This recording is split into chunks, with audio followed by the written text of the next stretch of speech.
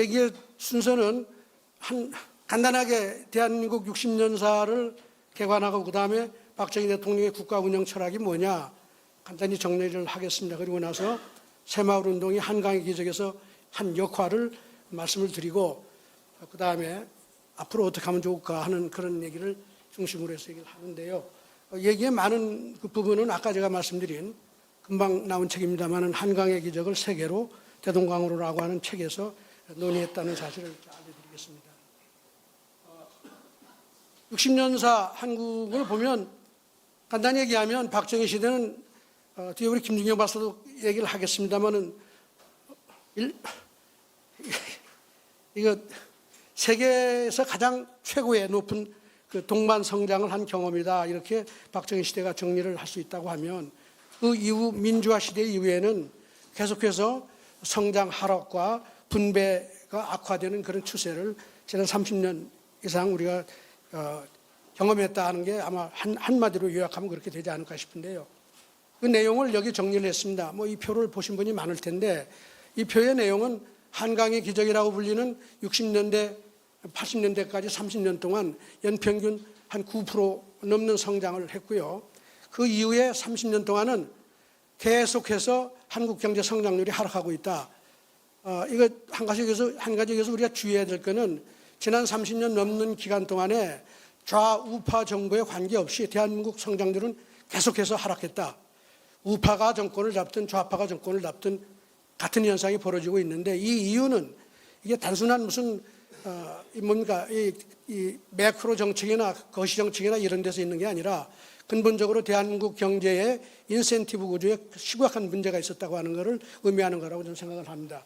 여기에 주의를 해야 된다고 봐요. 그래서 지금 한국당에서도 이런 문제에서 좀 고민을 해야 되고 왜 한국당이 집권했을 때도 한국 경제는 지속적으로 안정적으로 경기 회복을 하고 뭐 말하자면 추세 전환을 하지 못했는가 하는 그런 반성 위에서 경제 정책을 바라봐야 되지 않을까 하는 그런 의미를 담고 있다고 봅니다. 어쨌든 초기 60년대 이후의 30년과 그 이후의 30년 동안은 저는 다른 나라다.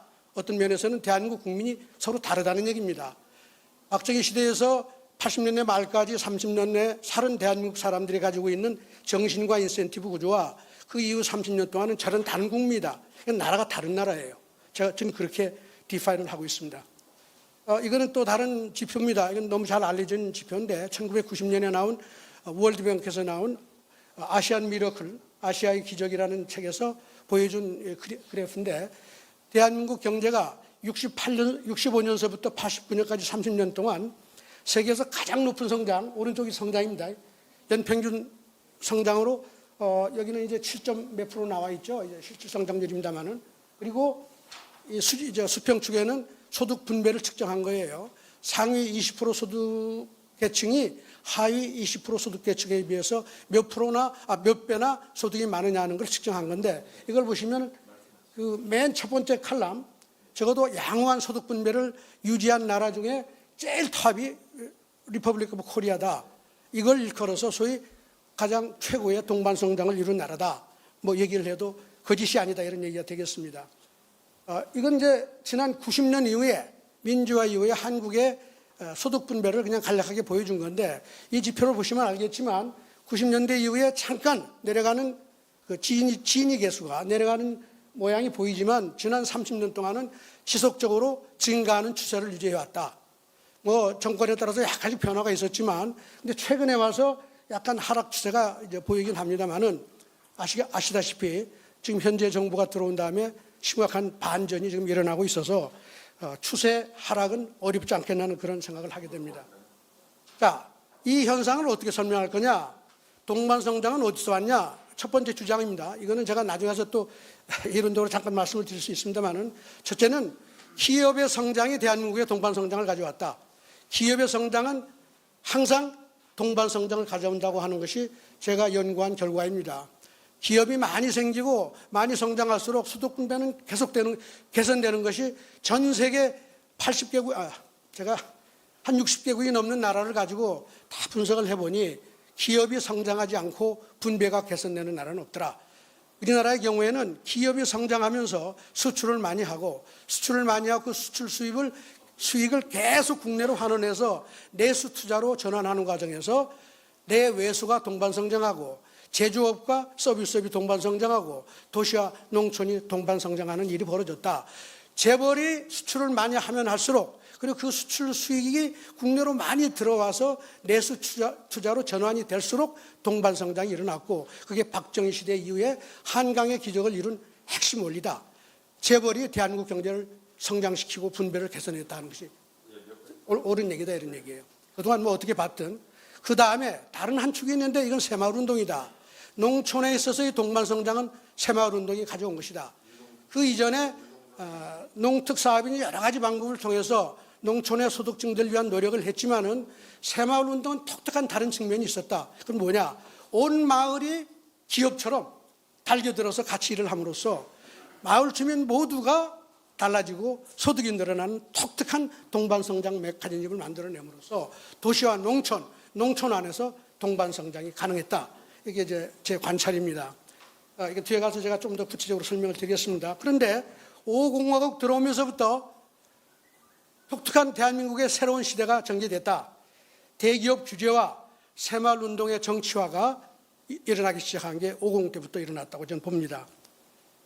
대기업에 대한 규제 정책은 여러분 아시겠지만 1980년대 중반에 시작이 됐고요. 새마을운동에 대한 문제는 초기서부터 50이 들어온 다음서부터 정치화가 되기 시작을 했는데 사실은 12.6 대통령님 서거한 다음에 예산국회가 열렸는데 바로 대통령이 돌아가시기 전에 그 다음에 1980년에 예산은 다 정해져 있었어요. 새마을운동 예산도 다 돼 있었는데 돌아가신 다음에 열린 국회에서 공화당이 야당의 주장 새마을운동을 없애자는 얘기는 아니겠지만 예산을 깎자는 주장에 동조해서 대한민국 새마을운동 예산을 과감하게 깎아낸 것이 12.6 이후에 열린 국회에서 일어난 일입니다. 거의 모든 예산이 깎이고 아주 기본적인 예산만 살아남아서 명맥을 유지했는데 그 이후에 80년대 들어오면서부터 새마을운동은 정치화되기 시작을 했다. 아시겠죠? 새마을운동 중앙협의회라는 게 만들어지면서 이 협의회는 정치의 권력을 갖는 조직으로 만들어지고 이게 말하자면 이 조직을 거치면 정치에도 나가고 출사할 수 있는 길이 되는 것이지 새마을운동 하는 조직이라고 보기가 어렵게 됐다는 거예요. 이러면서 자조정신이라고 하는 컨셉이 사라지기 시작했다. 이제 그런 얘기입니다. 그리고 이제 대기업에 대한 규제 정책이 들어오면서 수출한 대기업이 국내로 그 수출 수익을 환원시키는 데 많은 제약이 있었다.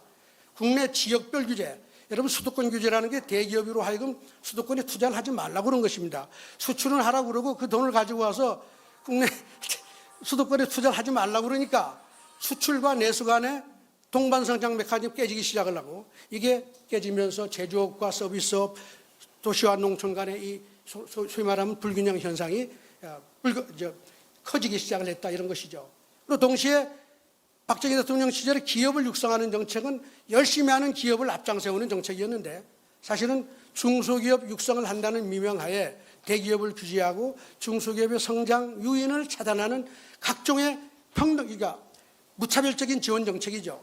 이런 것이 기업의 성장 동력을 약화시킴으로써 중소기업 성장이 약화되고 대기업은 규제를 당함으로써 투자를 적게 하고 이런 과정을 통해 가지고 동반성장 메커니즘이 없어지기 시작을 했다. 새마을운동의 변질 과정은 제가 아까 말씀드린 대로인데요. 특히 민주화 이후에는 어떻게 됐냐. 김영삼, 김대중 대통령 때 어떤 일이 벌어졌냐. WTO 가입해서 농촌에 대한 보상 조치가 일어나기 시작을 하고 김대중 대통령한테 시절에는 농촌을 어려운 농촌을 도운다고 일괄적으로 금리를 깎아내리고 하는 이런 정책들이 수백조에 달하는 농촌 지원 정책이 나갔지만 여러분 아시겠지만 아직도 우리가 농업 문제 때문에 고민을 하고 구조조정이 안 된 이유를 여러분 가만 생각을 해보시면 민주화 시대 이후에 농촌에 대한 지원 정책과 박정희 대통령 시절 아까 여러분이 강조했지만 차별적인 지원 정책하고 전혀 다른 시스템이 작동했다는 거예요. 농촌에 가면은 이제 자조정신이라는 건 없는 시대가 지금 됐다는 것이죠. 이 과정에서 우리나라가 이제 동반성장 메커니즘을 상실하기 시작을 했는데 최근에 문재인 대통령이 생명, 평화, 공정을 가지고 왔는데 과거나 제대로 좀 아시고 생각을 좀 하시면 좋겠다 하는 그런 말씀을 드리고 싶어요. 국가 운영 철학을 간단하게 설명을 하겠습니다. 박정희 대통령은 매사에 차별입니다. 본인이 차별이라는 말은 안 했지만 본인은 좋은 말을 많이 썼어요. 하늘은 스스로 돕는 자를 돕는다. 신상필보를 항상 말씀을 하시고 했는데 그 포인트는 뭐냐? 열심히 하지 않고는 국가도 누구도 도울 수 없다. 열심히 해라. 열심히 하면 대접을 받는다. 이게 이분의 가장 중요한 아주 머릿속에 깊이 박힌 철학이라고 봅니다. 모든 연설 속을 살펴보면 이게 메시지가 다 담겨 있고 새마을운동을 설명하기 위한 친필 메모를 한 10여 장짜리 친필 메모를 남기셨는데 거기에 2군데나 그런 데가 나와요. 열심히 노력하지 않는 마을은 지원할 수가 없다. 어떻게 본인이 일어나고자 하지 않는데 국가가 이렇게 설 수가 있겠냐. 일어나라. 그리고 지원하겠다. 이런 메시지가 사방에 깔려 있다. 그런데 놀라운 것은 이게 바로 시장이 하는 일이라는 사실입니다. 저는 경제학을 한 50년 가까이 했습니다만 지난 20년 동안은 이전까지는 이걸 깨닫지를 못했어요. 그런데 제가 박정희 대통령을 접하고 이 운동을 접하면서 아차, 시장이라는 게 차별을 앞세우는 장치구나. 선택하는 장치고 시장에 들어가면 등수가 매겨지고 잘하는 사람과 못하는 사람이 갈라지고 잘하는 기업과 못하는 기업이 갈라지고 차별적 선택이 시장의 본질적인 기능인데 박정희 대통령이 한 경제정책이 전부 다 여기에 기초하고 있다. 다른 말로 표현하면 새로 해석되는 시장의 기능이라고 하는 이 차별적인 선택 기능이 박정희 대통령의 정책의 기본이고 따라서 박정희 대통령은 친시장주의자다. 정부가 적극적으로 국가 정책에 개입을 했다고 얘기를 하지만 그 개입의 모든 내용을 보면 철저하게 성과를 우선시하고 성과에 따라서 국민들을 소위 말하자면 줄을 세운 것이죠. 이걸 통해서 국민을 전부 다 동기를 부여함으로써 20년 동안 다 이렇게 세운 거예요. 이게 박정희 시대의 핵심이다. 이렇게 보면은 이제 제가 경제학자로서 한 말씀을 드리면 경제학의 중요한 그 시장에 대한 개념이 있죠. 아담 스미스의 보이지 않는 선 유명합니다, 여러분. 하이에크라는 사람의 자생적인 질서, 시장을 추상화하는 많은 개념이 있지만 어떠한 의미로 시장을 추상화하더라도 그 본질적인 기능은 뭐냐? 이 차별이다. 구별하는 것이다. 차등을 내는 것이다. 이것이 없이는 보이지 않는 선도 작동할 수가 없고 아름다운 질서도 만들어지는 게 아니다. 반드시 성과가 많은 사람과 성과가 적은 사람과는 구별하고 차등하고 차등적인 지원을 하는 이 메커니즘이 없이는 시장은 작동할 수가 없다. 우리가 시장에서 하는 일이라는 게 전부 다 선택하는 겁니다. 선택만 하나요? 선택해서 내가 좋아하는 기업과 회사나 식당이나 여기다가 돈을 더 지원하는 거니까 이걸 통해서 그 지원을 받는 기업이 재벌이 되는 거고 그 지원을 잘 받는 상점이 더 발전하는 거고 식당이 더 발전하는 거죠. 이게 시장의 아주 본질적인 기능인데 아직까지 경제학에서는 이 컨셉이 충분히 수용되지 않고 이해되지 못하고 있다. 이런 얘기가 되겠습니다. 이거 저는 박정희 대통령이 놀라운 경제학적인 발상이었다고 생각해요. 그 다음에 박정희 대통령의 특징은 절대로 정치는 여러분 평등입니다. 포퓰리즘이에요. 민주주의의 종착역은 포퓰리즘 여러분 다 아시잖아요. 이거를 경제에 들어오지 못하도록 막는데 온갖 노력을 다했다. 새마을운동의 역사가 바로 이 정치의 개입을 막기 위한 대통령의 계속된 노력이 성공을 가져온 거라고 저는 그렇게 봅니다. 열심히 하는 사람이 대접받아야지 정치적인 이유로 표를 위해서 열심히 하지 않은 사람한테 다 공정하게 소위 요즘 얘기하는 거죠. 공평하게 지원한다고 그게 되겠느냐 이게요. 그게 사실은 정치로 하여금 경제에 개입하지 못하도록 하는 그런 일을 했다. 그런 말씀이고 같은 맥락에서 보면 박정희 대통령의 민주주의는 반공민주주의다. 왜 그러냐? 물론 주장을 그렇게 하셨지만 공산주의는 평등이고 포퓰리즘과 꼭 같은 것입니다. 박정희 대통령은 반공이라는 이 컨셉을 내세우고 그 정치가 경제에 개입되는 걸 막은 분이에요. 그 민주주의 자체도 그래서 반공민주주의가 된 것이고 그 과정에서 여러 가지 이제 영공 사상을 가진 사람들은 처벌 과정에서 문제가 많이 됐지만 사실은 요즘 나온 결과로 보면은 법치가 그래도 상당히 존중된 사회였다는 게 많은 데이터를 가지고 이제 증명이 되고 있는데 그러나 요즘 와서 대한민국의 요즘 민주주의는 전 용공민주주의라고 정의하는 게 옳다. 전부 다 사회주의 지향적인 민주주의를 하고 있다. 박정희 시대를 반공민주주의라고 그러면 지금 시대는 용공민주주의다. 이걸 벗어나지 않으면 국가는 안 된다. 용공하면은 시장의 차별화 기능은 사라질 수밖에 없기 때문에 경제는 절대 활성화될 수가 없다. 그 다음에 제일 중요한 것 중에 하나가 기업이 모든 부국, 자본주의 부국의 원천이다. 기업이 없이 자본주의는 안 된다. 이건 뭐 역사가 증명하는 것입니다만은 서구의 산업혁명이 전부 다 기업의 등장을 통해서, 기업의 성장을 통해서 산업혁명이 일어났고 바로 박정희 시대의 산업혁명이 다르지 않다. 이렇게 보면 서구나 한국이나 동북아나 전부 다 같은 패러다임으로 경제성장을 했지만 경제학이 아직도 그걸 다 발견하지 못하고 있다는 제 주장을 하고 있는 것입니다. 마지막으로 이념적인 건데요. 산업공산이라고 하는 농경사회 이념 속에서는 절대 자본주의는 꼽힐 수 없다.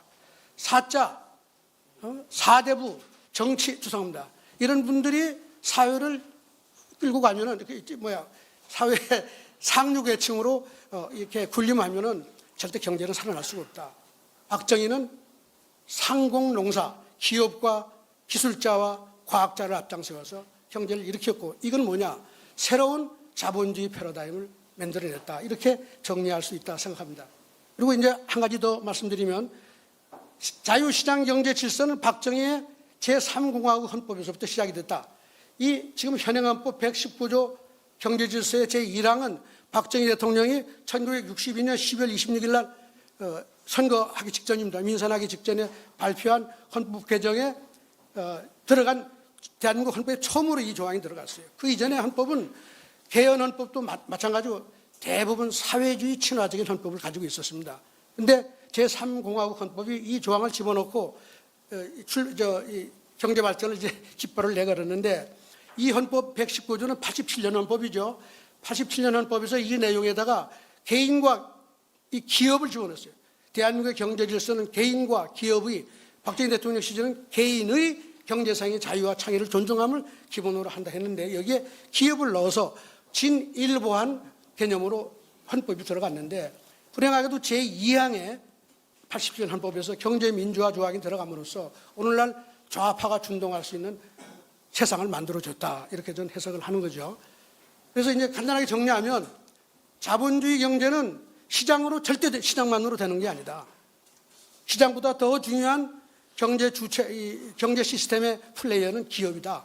이 기업이 산업혁명을 일으켰고 모든 서구나 동양의 경제발전사에서 보면 주식회사 기업이라는 존재가 등장하면서 자본주의 산업혁명이 일어났고 그게 오늘날 자본주의를 이끌고 가는 핵심인데 경제학에서는 불행하게도 기업이 존재하지 않습니다. 경제원론에 적어도 대학원 1학년, 대학원을 졸업해도 사실은 기업을 잘 모르고 나와요.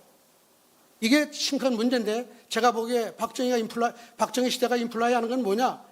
기업이 없이는 안 된다. 시장 물론 필요하죠. 아까 말씀드린 시장의 기능은 뭐예요? 차별하는 것이다.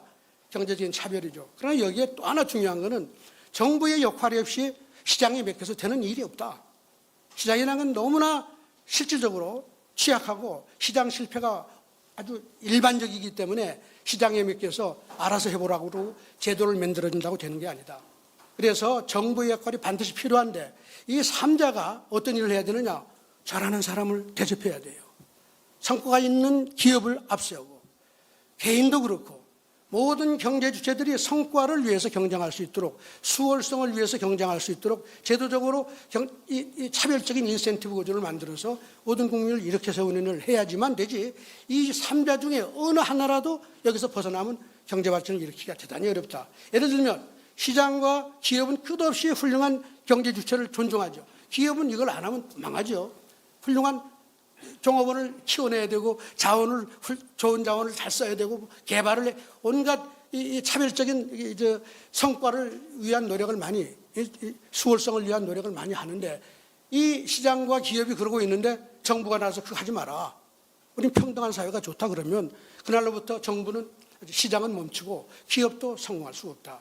이 3자가 꼭 같이 열심히 노력하고 성과를 내는 사람, 스스로 돕는 자를 돕는 그런 노력을 같이 해줘야지만 되는 것이지 여기서 어느 하나라도 빠지면 경제발전 대단히 어렵다.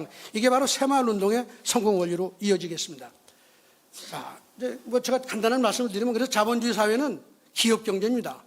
시장 경제는 농경사회 경제가 신창경제. 이런 관점에서 보면 아담 스미스라는 사람의 경제학, 우리가 가지고 있는 신고전파 경제학은 농경사회를 설명하는 데는 아주 퍼펙트하지만 자본주의 고도 산업사회를 설명하는 데는 대단히 취약하다. 이 이론에 이해하면 그렇고요. 그다음에 칼 막스라는 사람, 사회주의는 세상을 거꾸로 본 사람이에요. 자본주의 사회의 작동 원리를 완전히 거꾸로 뒤집어서 봤기 때문에 사회주의 이념이 들어오면 그 경제는 절대 활성화될 수가 없다. 뭐 여러 가지 이제 뭐 얘기 좀 했습니다만 이건 좀 테크니컬해서 제가 넘어가겠습니다. 새마을운동 얘기하겠어요. 그래서 이제 키워드가 성과에 따라 대접받는 이게 경제정의입니다. 경제정의가 뭐냐 그러면 뭐 서로 더불어 살든 뭐 하든 기본적으로는 열심히 노력하는 사람과 그렇지 않은 사람이 차별되지 않으면 그건 정의로운 사회가 아니다. 따라서 성과에 따라 대접받는 경제 정의가 실현되는 사회라야만 뭐냐? 양화가 악화를 구축한다. 양화가 많이 생겨야 경제가 발전하고 번영하는데 이 가장 기본적인 바탕은 뭐냐? 성과를 무시하고 하는 사회에서는 악화가 반드시 양화를 구축하게 되죠. 그레시암의 있죠? 법칙이죠. 이 법칙의 기본 원칙은 뭐냐?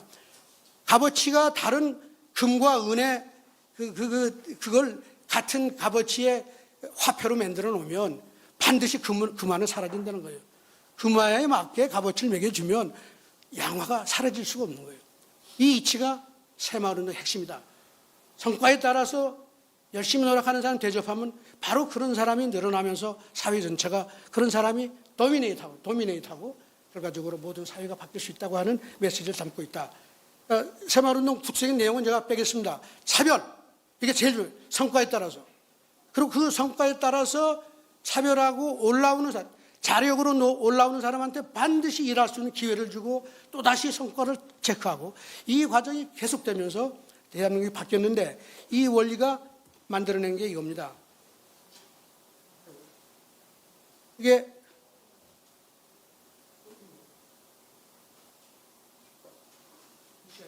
이제 도시와 농촌 간의 소득 차이를 그려놓은 건데 이게 100이 넘으면은 농촌의 평균 소득이 도시보다 높은 건데요. 이게 67년서 이게 바텀인데 농촌이 어려웠죠. 왜? 산업화를 위해서 공업을 중시하고 도시를 중시하니까 자연히 농촌이 낙후가 되니까 대통령이 농공병진 정책을 내걸고 한 것이 이제 새마을운동인데 70년대 이후에 쭉 보시면 지속적으로 농촌의 소득이 올라가고 이게 대통령 집권 후반에는 100%를 다 넘었습니다. 79년에 조금 내려갔지만 80년대 초반까지는 100%가 넘게 유지된 걸 제가 확인했지만 그 이후엔 데이터가 잘 안 나오는 것 같아요. 어쨌든 새마을운동이 농촌 소득을 도시보다 더 높이는 데 결정적으로 영향을 미쳤고 그 다음에 제가 개별적으로 아주 이거 대단히 어려운데요. 새마을운동이 대한민국 60년사에서 경제발전에 어느 정도 성장에 기여했느냐를 제가 측정을 해서 뭐 서울저널 오브 이코노믹스 제가 퍼블리시하고 그랬습니다만은 그 분석 결과에 의하면 연평균 1.2% 이상이 성장을 가져왔다는 거예요. 10년 넘는 기간 동안 최소한도 1% 넘는 성장 매년 새마을운동 때문에 이건 대단히 뭐 테크니컬한 얘기입니다만은 그게 뭐 찬반도 있을 수 있는데 적어도 1% 이상씩 매년 성장률이 올라가는데 새마을운동이 기여했다. 근데 재밌는 건요. 대통령님이 아까 친필 그 새마을운동 그 기록을 새마을운동은 이거다 이렇게 한 데를 보면 이런 얘기가 나와요. 하나 더하기 하나는 2가 아니라 2보다 크다 이런 얘기예요. 이게 무슨 생각이냐면 요즘 복잡계 과학이라고 하죠. 복잡성 과학의 핵심 원리가 이겁니다. 시너지 효과라는 거예요. 다 아시죠? 이미 50년 전에 이걸 내걸고 힘을 합쳐라. 그럼 둘이 합치면 4-5사람이 일어날 수 있다. 이런 얘기를 계속했어요. 참 놀라운 일입니다. 그 다음에 제도를 바꿈으로써 새마을운동은 제도를 바꿈으로써 사람의 행동을 바꾸는 것. 사람의 행동은 생각에서 나오는 건데 생각을 바꾸지 않으면 사람의 행동은 안 바뀌어요. 이게 경제발전에서 가장 중요한 문제인데 그럼 행동을 어떻게 바꿀 거냐. 바로 성과를 중시하는 제도를 집어넣음으로써 사람의 행동을 바꿔내고 그 행동이 10년, 20년 가다 보면 사람의 품성이 되고 습관이 달라지고 그게 소위 말하는 뭐라고 그럴까요? 문화가 되는 것이죠. 이게 너무나 놀라운 뭡니까? 이그젠플이다. 아프리카, 아시아, 중남미를 가면은 국민들이 전부 다 자주의식은 없는 거죠. 이걸 어떻게 바꿔내냐. 아직도 이걸 해결을 못 하는데 방법은 딱 하나가 있다. 스스로 돕는 자를 돕는 시스템을 만들어 놓으면 이걸 한 10년 돌리면 사람들이 자연스럽게 바뀌면서 문화도 바뀌고 이게 가치관도 바뀌고 생각도 바뀌는 거다. 이게 박정희 시대의 성공 요소였는데 여기에다가 새마을운동 교육을 집어넣어가지고 계속 프로파간다죠. 뭐 교육도 시키면서 동시에 제도를 이렇게 깔고 가니까 10년 만에 대한민국 국민이 다 I can do, we can do 이런 정신으로 바뀔 수 있었다. 그 이전에 대한민국 국민은 전부 다 하늘만 쳐다보고 겨울 되면 노름이나 하고 남 탓하는 이런 국민이 10년 만에 바뀌었다. 이게 놀라운 변화인데 재미있는 거는 금년 2019년 노벨 경제학상이 바로 이런 거를 아프리카하고 인도에서 연구한 사람들한테 이런 시스템을 연구해 보겠다고 와서 다른 그룹의 사람들을 이렇게 갈라놓고 여기는 이런 지원하고 여기는 지원 안 하고 한 1년 하고 나서 어떤 행동의 차이가 나왔느냐 이런 걸 밝혔다고 노벨상을 받은 거예요. 그래서 제가 참 한심스러워서 제가 논문을 써서 국영문으로 논문을 썼습니다마는 노벨 경제학상 정신 좀 차려라. 박정희는 40년 전에 50년 전에 이미 새마을운동을 국가적인 차원으로 해서 한강의 기적을 일으켰는데 이제 경제학이라는 학문이 말이에요. 아프리카 가서 한 몇 개 마을 모아놓고 분리해가지고 어디가 잘하냐 연습을 한다. 새마을운동 제대로 좀 배워라 하는 얘기를 제가 했는데 뭐 앞으로 좀 주장을 좀 더 많이 해서 세상에서 대한민국의 새마을운동을 좀 잘 공부할 수 있도록 노력을 하겠습니다. 그래서 이게 마지막입니다. 새마을운동 어떻게 성공했냐? 우리가 그렇게 해외에 많이 전수하는데 왜 안 되느냐? 해외에서 새마을운동을 전수해서 우리만큼 내셔널 스케일로 변화를 일으키는 나라가 하나도 없다 이 말이에요. 왜 이러냐? 이게 답입니다. 그동안에 새마을운동을 전수하는 대부분의 사람은 시장 중심의 사고를 가진 사람들이에요. 그래서 우리나라 농특사업을 어떻게 하는지 아십니까? 농특사업은요, 새마을운동이 하나도 없이 우리가 이러이러한 작목을 앞으로 유망 작목이라고 지원하겠다. 농민들 중에 이걸 하겠다는 사람 나와라. 그럼 내가 돈 지원할게. 이게 여러분 10년 가까이 한 겁니다. 대통령이 농촌 소득 증대를 위해서 이 농특사업을 열심히 했는데 퍼져나가질 않는 거예요. 이런 식으로 지금 후진국 가서 다 하는 거예요. 어느 마을 하나를 잘 만들어가지고 다른 마을 보고 따라 배워라. 어느 마을을 잘 만들어주면요, 다른 마을은 다음번 우리 차례 아니에요? 그러고 앉아 있습니다. 절대 움직이지 않아요.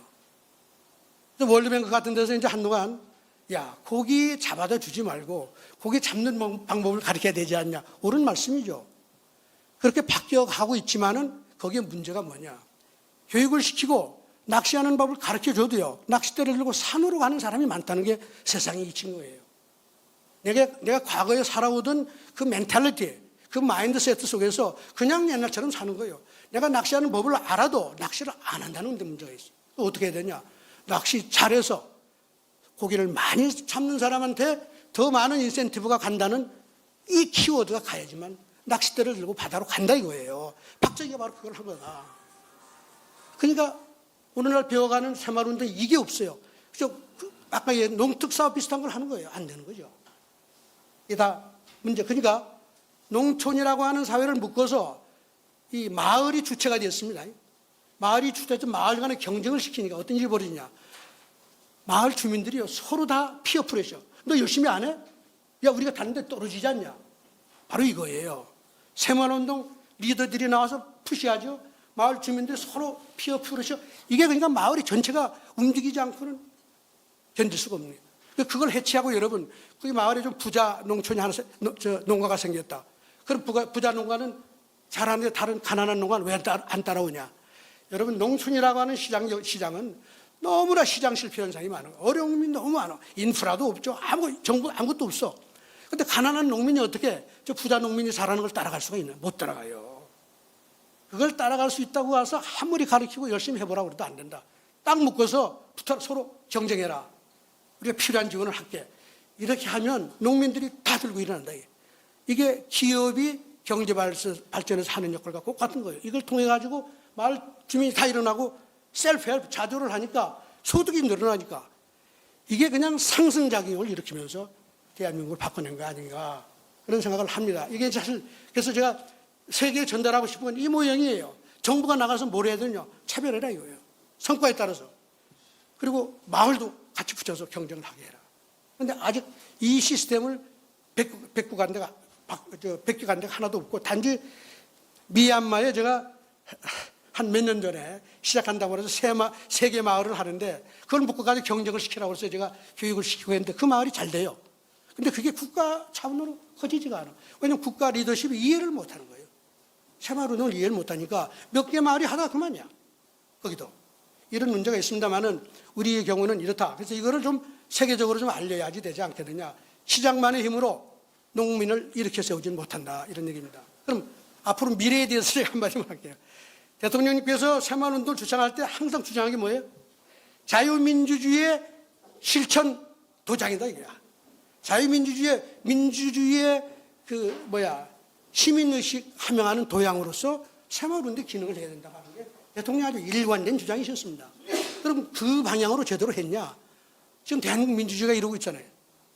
저는 앞으로 새마을운동을 바로 대통령의 기본적인 철학인 민주주의 시민의식을 제대로 키워내는 그런 운동으로 가는 것이 옳다고 생각하는데, 제가 새마을운동 중앙협의회장이 취임하고 나서 제가 한번 만났어요. 황당한 얘기를 자꾸 이번에 평화 이런 걸 해서 대화를 해도 안 돼서 제가 참 걱정이 된다 했는데, 사실 마침 이번에 그런 얘기가 나와서 이런 세미나까지 이어졌습니다. 그래도 그나마 우리가 이렇게 해서 반론이라도 이렇게 제기할 수 있으니까 다행이 아닌가 하는 생각이 듭니다. 자, 마지막으로는 이 여러 가지 이게 교훈인데요. 이 새마을운동의 가장 중요한 교훈은 뭐냐? 정부의 정책은 차별적인 정책이라 해요. 지속 가능하려면 그 차별적인 정책만이 새로운 부가가치를 창출할 수 있다. 잘하는 사람과 정부의 지원을 받아서 성과를 내는 사람과 안 내는 사람을 구별하는 정책만이 부가가치를 계속 창출할 수 있기 때문에 그 정책 자체가 지속 가능하다.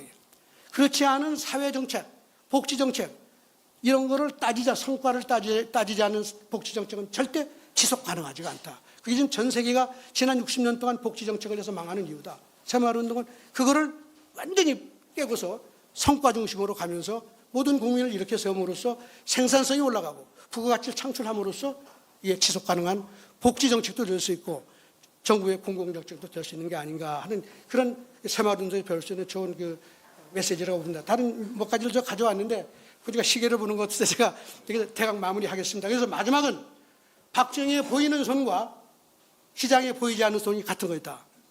같은 기능을 했기 때문에 성공한 것이다. 그런데 많은 대한민국 경제학자들, 세계 경제학자들이 고민하는 것은 박정희의 보이는 손이 시장에 보이지 않는 손과 같지 않다고 자꾸 생각을 하니까 설명을 못하는 거예요. 제가 보기에는 그 손이 같았다. 그래서 상승작용을 일으켜서 한강의 기적이 가능했다. 감사합니다. 저희 발표에서는 새마을운동의 성공 요인을 사례 중심으로 케이스타디를 연구한 내용을 토대로 말씀을 드리고자 합니다. 저희 발표는 한국의 농민들이 이제 어떻게 자발적으로 적극적으로 새마을운동에 참여할 수 있었는가, 그 성공 요인을 우수마을 우선지원 원칙, 그리고 마을 지도자의 헌신적 리더십, 그리고 민관 협력의 혁신, 다시 말씀드려서 지방행정의 혁신, 이 세 가지 측면에 초점을 맞춰서 말씀을 드리겠습니다. 새마을운동의 그 첫 번째 성공 요인인 우수마을 우선 지원 원칙 엄수에 대해서 말씀드리겠습니다. 사례를 직접 말씀을 드리면 새마을운동의 우수마을 우선 지원 원칙에서 도대체 그 우수마을이라는 기준이 무엇이냐, 우수마을의 그 개념이 무엇이냐라고 했을 때, 새마을운동에서 우수마을은 주민들의 자기부담, 자부담이 어느 정도 되느냐, 다시 말씀드려서 그 주민들의 자조정신이 얼마나 강한가, 이제 그것이 우수마을의 기준이었습니다. 즉 정부는 스스로 돕는 마을을 우선적으로 지원한다, 차별화 정책인 것이죠. 자 원장님 말씀하신. 예컨대 이 왼쪽 사진에서 보시는 바와 같이 정부는 이 주민들 스스로 경지를 희사하고 또 주민들이 노동력을 무상으로 제공함으로써 마을 진입로를 조성하는 이러한 자조 마을부터 우선적으로 전기를 공급했습니다. 아주 철저한 우수마을 우선 지원 원칙이 되겠습니다. 이러한 원칙은 1972년 4월 월간 경제 동향 보고회에서 대통령의 지시 사항에서도 아주 고스란히 드러납니다.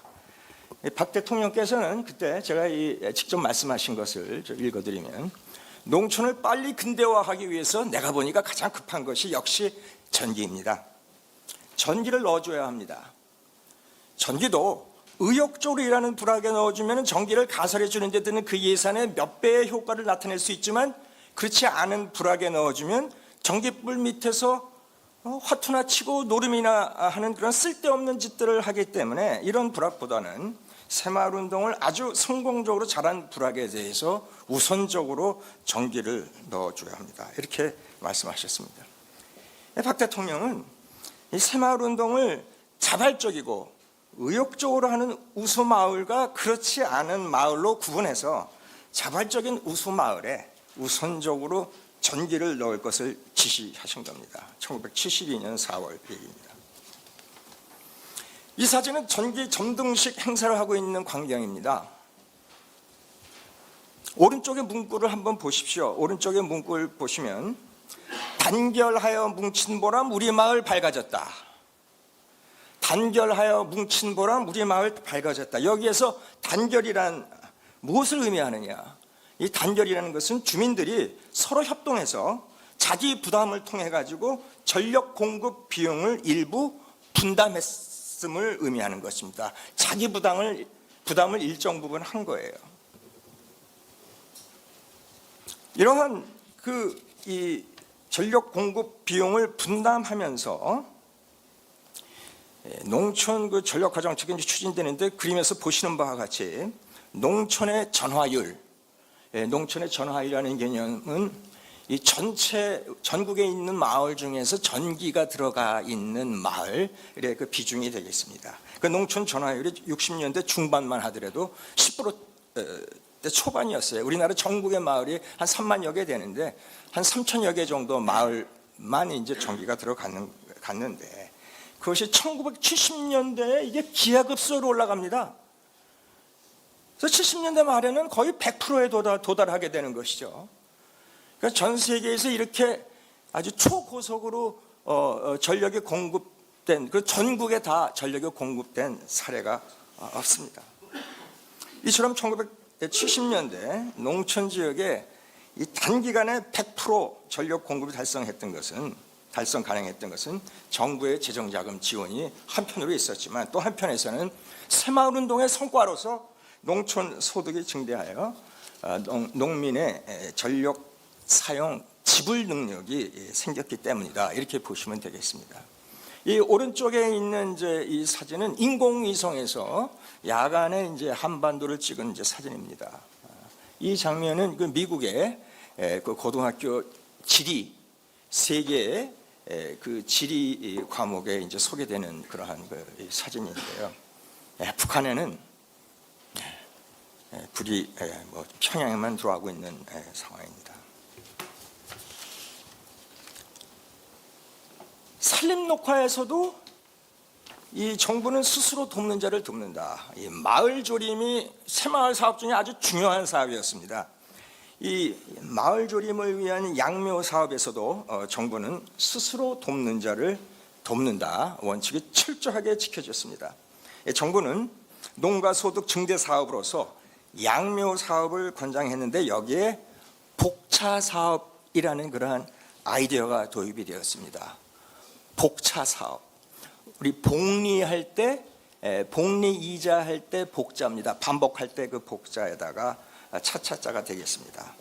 이 복차 사업이라는 것은 주민들이 양묘 사업을 통해서 얻은 소득, 그것을 다 소비하지 말고 50% 정도를 마을 기금에 적립을 하고, 이 기금을 내년도 익년도 마을 공동의 소득 증대 사업에 투자할 경우 정부가 재정 지원을 또 추가 제공함으로써 그 결과 농가 소득이 계속해서 증식되는, 복리 이자처럼 계속 증식되는 그러한 사업을 뜻합니다.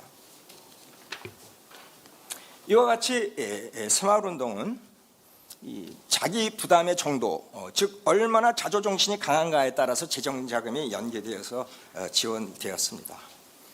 따라서 이 표에서 보시는 바와 같이 1970년대 새마을운동 추진 기간 중 전체 새마을 사업 사업비의 50%, 절반을 정부 재정에서 지원하고 나머지 절반은 주민들이 분담한 것입니다. 예를 들면 경지를 시사한다라든가 노동력을 제공한다든가 또 현금을 제공한다든가 이런 식으로 주민들의 그 분담이 있었습니다. 거의 모든 새마을 사업에 자기 부담 원칙이 적용됨에 따라서 농민들 입장에서는 주인 의식이 생겼습니다. 오너십이 생겼습니다. 그리고 또 농민들은 또 책임 의식도 생겼습니다. 소위 그 accountability 그러한 이제 의식이 고양이 됐던 것입니다. 한편 정부는 1973년부터 새마을운동 장기 발전 계획을 수립해서 추진하기 시작했습니다. 전국의 마을을 새마을운동 실적에 따라서 3등급으로 구분을 하죠. 기초마을, 자조마을, 그리고 자립마을, 가장 이제 우수마을을 자립마을이라고 이제 칭하는데요.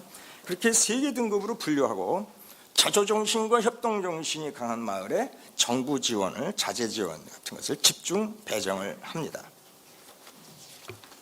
이와 같은 정부의 우수마을 우선 지원 원칙에 입각한 그 차별적 지원, 이 차별적 지원은 이 주민들의 새마을운동 참여도가 낮은 그 기초마을들의 분발을 촉발시키고 확산시키는데 크게 기여를 했습니다. 표에서 보시는 바와 같이 1977년에는 기초마을이 일소됩니다. 기초마을이 다 자조마을 이상으로 이제 승급이 되고 1979년에는 전국적으로 전체 마을의 97%가 자립마을로 발전하게 됩니다.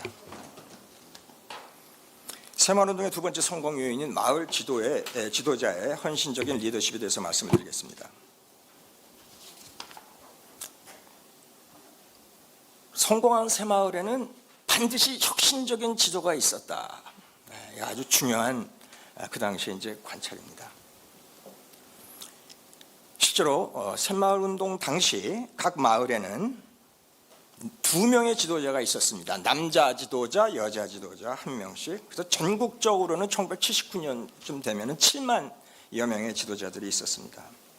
이 마을 지도자들은 보통 분들이 아니에요. 이 마을 지도자들은 강력한 리더십을 갖고 있는 분으로서 이제 솔선수범, 또 주민들 설득하는 설득력, 결단력, 책임감들을 그런 것을 갖춘 리더들입니다. 그래서 그 마을 지도자들은 마을에 필요한 사업이 무엇이냐, 또 어떤 사업부터 추진할 것인가, 토지와 노동력은 어떻게 조달할 것인지를 주민 합의를 통해서, 주민 합의가 중요합니다. 주민 합의를 통해서 도출해내는 그런 역할을 담당했고, 특히 여성 지도자의 역할이 중요한데요. 특히 그 부녀회를 중심으로 여성들의 이제 발언권이 이제 높아지면서 여성들의 마을 사업 결정, 어떤 사업을 할 것인가 하는 그런 어떤 결정하는데 의사 결정 과정에 주부들이 참여를 합니다. 그렇게 하면서 농촌 사회에 아주 커다란 변혁을, 경제사회적 변혁을 가져오게 되는 것이죠. 한 예로 모두의 기자분께서 말씀하셨습니다만 도박을 추방한다든가 술집을 추방하는, 또 미신 타파 이런 전근대적인 그러한 것을 추방하는데 혁신적인 그러한 역할을 하죠. 이 사진은 남자 새마을 지도자가 선거에 의해서 선출되는 장면입니다. 이 사진은 주민총회에서 여성 주민이 손을 들고 자기 의견을 개진하는 겁니다. 무슨 내용을 얘기하셨는지는 모르겠으나 우리 마을에 예를 들면 이러이러한 사업을 먼저 했으면 좋겠다, 우물물을 좀 개량을 했으면 좋겠다라든가, 하수도 시설을 먼저 했으면 좋겠다라든가, 그 상수도 시설을 먼저 설치하면 좋겠다라든가, 이런 의견들을 제시를 하고 최종적인 결정은 투표를 통해서 결정이 되는 과정이었죠. 이것이 이제 자 이사장님 말씀하신 한국형 민주주의의 하나의 사례다 이렇게 볼 수 있겠습니다. 전 그 지도자분, 여자 지도자분, 남자 지도자분 한 분씩 제가 인터뷰도 하고 이제 연구를 한 결과를 좀 간단히 말씀을 좀 드리겠습니다. 이 마을 지도자가 이제 너무나 중요하고 또 박정희 대통령도 마을 지도자의 그 리더십을 가장 중요하게 생각하셨어요. 그래서 이 아주 대표적인 그 지도자로서 전라북도 오류리의 그 정문자 지도자, 그분은 오류리의 그 부녀회 여성들을 새마을운동에 참여시키는 데 앞장선 선각자였다, 이렇게 평가할 수 있겠습니다. 예를 들어서 좀돌이 쌀 모기 운동, 그 절미 운동을 벌여서 주부들의 그 저축 의식을 높이고, 그리고 오늘날의 그 새마을 금고의 그 전신이라 할 수 있는 그 마을 금고를 그 오류리에 설립, 설치, 운영하고, 그리고 유실수 재배, 밤나무 재배 같은 그런 소득 증대 사업을 추진해서 함께 힘을 모아서 돈을 벌고 마을 기금을 늘리고 마을 금고를 활성화시키는 데 성공하였습니다. 그리고 이 정문자 지도자는 이 도박 추방하는 데에도 상당한 리더십을 발휘를 해서 새마을 지도자 연수원에서 그 본인의 성공 사례를 다른 마을 지도자들한테 성공담을 이제 발표를 하게 됩니다. 이 사진은 당시 이제 부녀의 여성들이 밥을 지을 때마다 쌀을 한 숟가락, 두 숟가락씩 그 쌀알을 아껴서 항아리에 넣어뒀다가 매달 이를 모아서 마을 기금으로 활용하는 것입니다. 근데 이걸 모아가지고 마을 금고에다가 이제 어떻게 이제 파는 거죠. 그러면 그것이 그 부녀의 그 통장의 출자금으로 들어가는 겁니다. 입력이 되는 거예요. 출자금으로. 그래서 이러한 이 형태를 통해서 근면 절약을 우리 부녀들이 실천하는 것이죠. 남자들이 도박하고 술 마실 때 농한기에 그렇게 합니다. 그래서 정부는 이 정문자 지도자 같은 그 훌륭한 지도자에 대해서 새마을 훈장을 내립니다. 법을 제정해가지고 훈장증 제가 읽어보겠습니다. 귀하는 새마을 사업을 통해서 국가사회 발전에 이바지한 바 크므로 대한민국 헌법의 규정에 의해서 다음 훈장을 수여합니다. 새마을 훈장 근면장.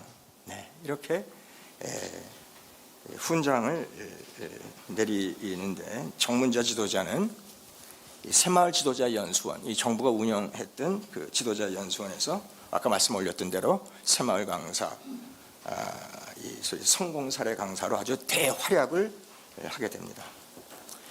다음은 남자 지도자십니다. 양일선 지도자. 양일선 지도자는 전국에서 가장 늦게 지각해서 새마을운동에 참여한 전라남도 금옥마을의 지도자입니다. 1975년까지만 해도 금옥마을 주민들은 새마을운동에 전혀 관심이 없었습니다. 난 모르겠다. 뭐 정부에서 새마을운동 하는데 우리 마을하고는 상관이 없어. 그래서 아무도, 그러니까 한마디로 잠자고 있는 그런 기초 마을이었습니다.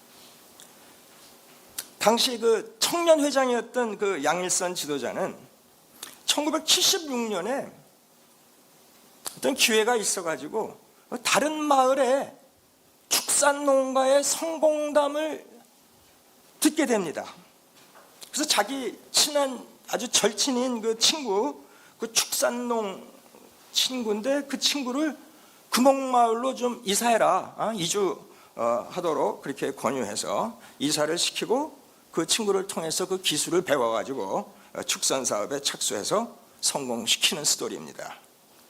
이 한우를 이제 비육하는 것인데, 양일선 이 지도자가 그 본인이 이제 새마을 지도자가 했었을 때 여러 회의록, 뭐 회계장부, 각종 그 관련된 자료를 본인이 간직하고 있었어요. 간직하고 있어서 그것이 저희들이 그 발굴을 해보니까 그 1톤 트럭 분량이 되더라고요. 그 기록물을 그 세계 유네스코 기록물 유산 거기에 기부를 하셨습니다. 그래서 이 자료가 새마을운동 관련된 그 자료가 이 새마을운동이 얼마나 자조 근면 성공적으로 돼 있는지, 그리고 주민들이 얼마나 이게 자발적으로 참여했는지를 보여주는 증빙 자료가 돼서 저희가 유네스코 기록물 유산에 등재되는데 저는 결정적으로 기여했다고 봅니다. 근데 이 양일선 그 지도자가 이제 75년, 76년에 이제 새마을운동을 이제 하게 된 계기가 좀 잠깐만 조금 더 말씀을 드리면, 그 당시 그 전라남도 도지사가 고건 그 후에 그 총리셨어요. 근데 고건 씨는 뭐 그 전에는 이제 내무부 새마을국장을 하셨었는데, 고건 그 전남도지사가 당신 담당 그 전라남도 마을을 보니까 기초 마을이 몇 개 남아 있는 거예요. 그래가지고 그 고건 고건 그 이 도지사께서 직접 금옥마을에 방문을 해가지고 뭐 분유회장도 만나고 청년회장도 만나고 이장도 만나고, 이 새마을운동 이거 이렇게 해서 참여를 하면은 정부 정책에 이렇게 그 호응하면은 다 잘 살고 할 수 있는 그런 운동인데 좀 하십시다라고 권유를 해서 이 양일선 지도자와 그때 그 이장님 연로하셨던 분인데 그분이 우리도 한번 해보자. 그래서 주민들하고 이제 설득하고, 그리고 양일선 지도자는 그 새마을 지도자 연수원 교육을 한 번 갔다 와가지고 자기가 또 자청해서 2번 이렇게 집체 교육에 들어가는 이러한 식으로 해서 뭐 완전히 정말 그 성공적인 지도자로 이 역할을 하는 그런 사례가 되겠습니다. 다시 말씀드려서 금옥마을은 제일 마지막에 새마을운동에 참여한 겁니다. 그것이 1976년이에요. 이게 새마을운동에서 이건 자발적이었다. 이게 자발적이다. 이게 강제적이었으면은 75년, 76년까지 내버려두질 않는 것이죠. 그런 면에서 제가 좀 강조를 하고요. 그리고 정부는 성공적인 그 새마을 그런 마을에는 항상 유능한 지도자가 있었다라는 걸 관찰을 해서 새마을운동 첫 해에 72년부터 새마을 지도자 집체교육을 실시합니다. 가장 효과적이었던 교육 방법은 새마을운동 성공 사례를 그 지도자가 발표하고 그 성공담을 듣고 그 분임토, 야간 분임토에서 성공 사례에 대해서 토론하는 것이었습니다. 특히 박정희 대통령은 새마을 지도자 리더십 역량 함양에 아주 높은 관심을 가지셨어요. 그래서 처음에는 그 새마을 지도자 교육을 농림부에서 이제 담당을 했었는데, 이것을 청와대 비서실로 그 교육 프로그램을 관장하게 하고 박진환 서울 농대 교수를 특별보좌관으로 이렇게 임명하시면서 새마을 지도자 교육 프로그램을 맡아라. 그래서 박진환 특보는 사실 새마을 지도 그 교육 프로그램 거기에 초점을 맞추셨습니다. 그러니까 얼마나 그 지도자 양성에 국가 차원에서 그 열심히 지도자 양성에 청와대 특별보좌관이 그걸 총책임자인 겁니다.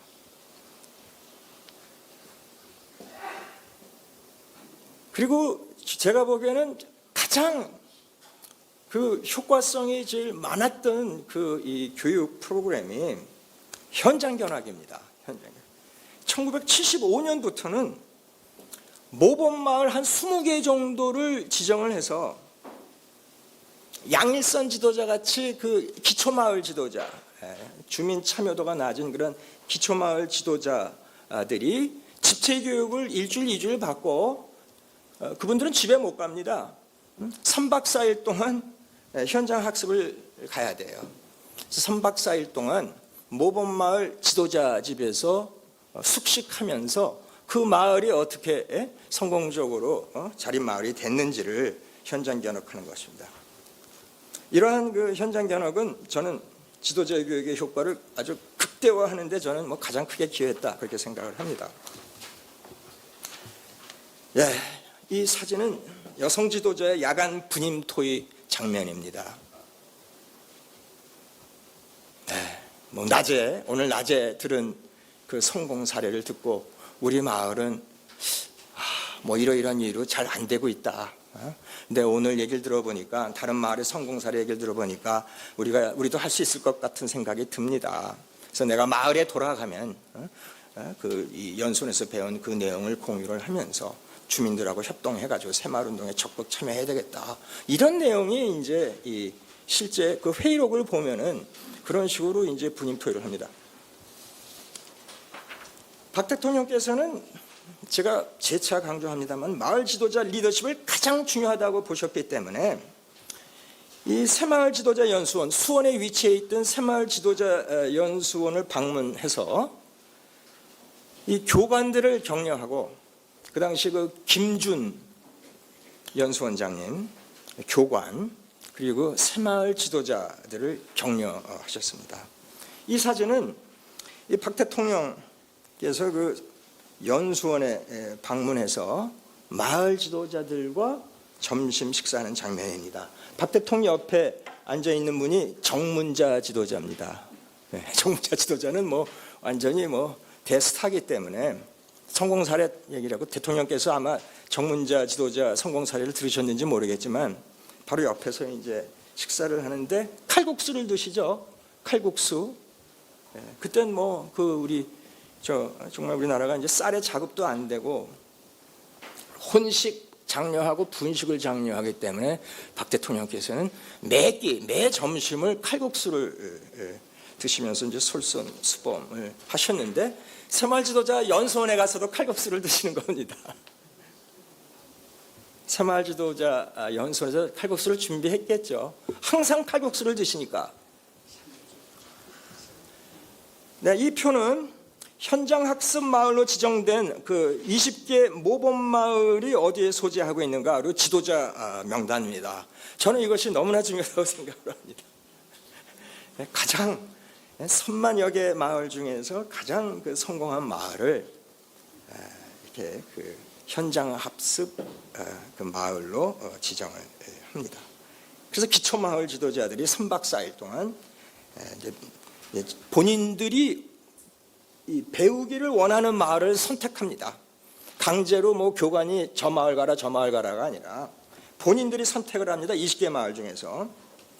예를 들어서 제가 산간마을 출신 지도자다 하면은 제가 벤치마킹하고 싶은 곳은 마을조림 성공마을이에요. 그럼 제가 마을조림 성공마을 예를 들면 강원도 횡성군 공군리에 가는 것이죠.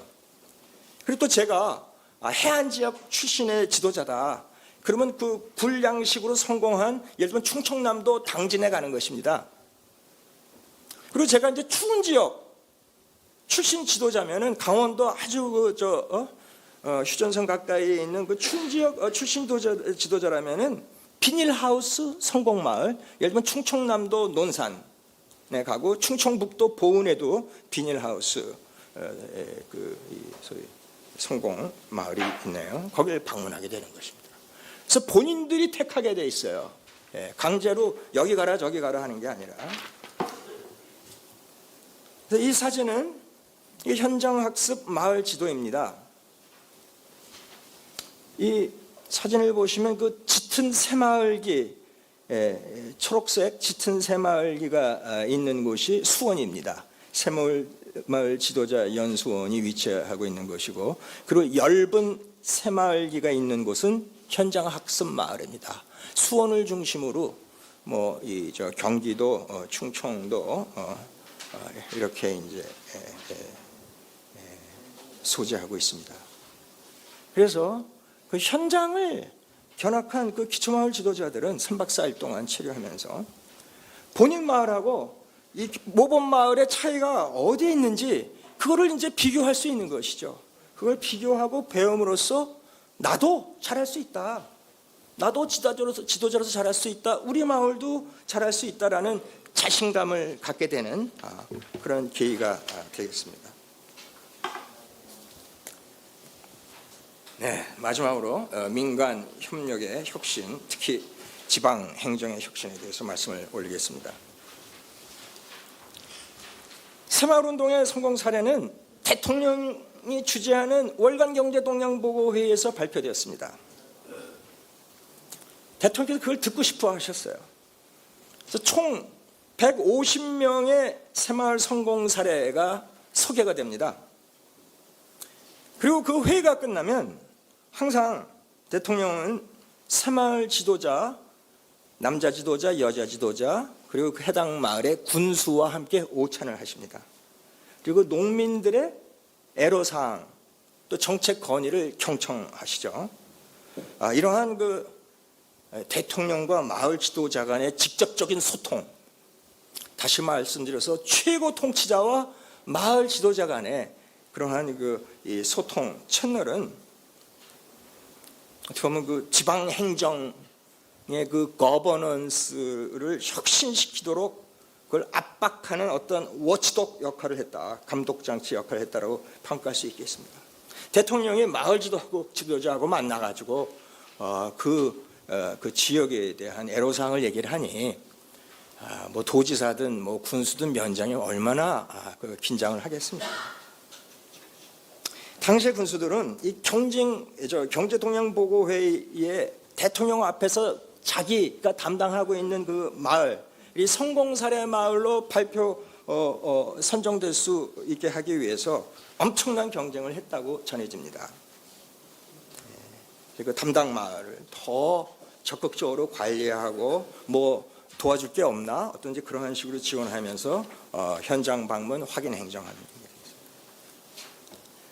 네, 이 사진은 새마을 지도자에 대해서 이제 포상을 하고 이제 사진을 찍으신 거죠. 여자 지도자, 남자 지도자, 남자 지도자가 아주 젊습니다. 이 마을은.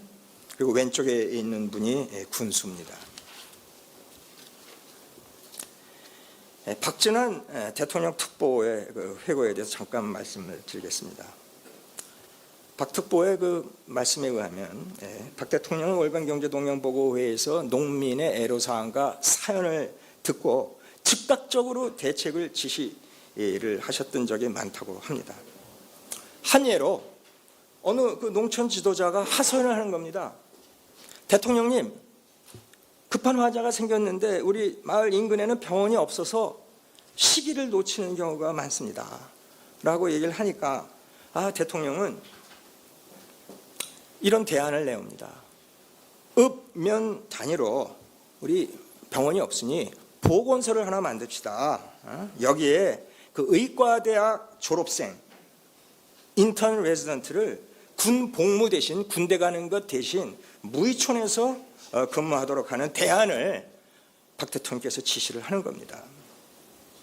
오찬 드시면서 전 이것이 70년대 한국의 사회안전망이다. 사회안전, 그 소셜 세이프티넷을 우리는 이렇게 지금 이런 식으로 실용적으로 했다. 물론 뭐 의료보험도 70년대 후반에 우리가 이제 도입을 합니다만은 이렇게 이제 대통령께서 새마을운동을 챙기시니까 당시 그 지방 공무원들은 뭐 긴장할 수밖에 없는 것이죠.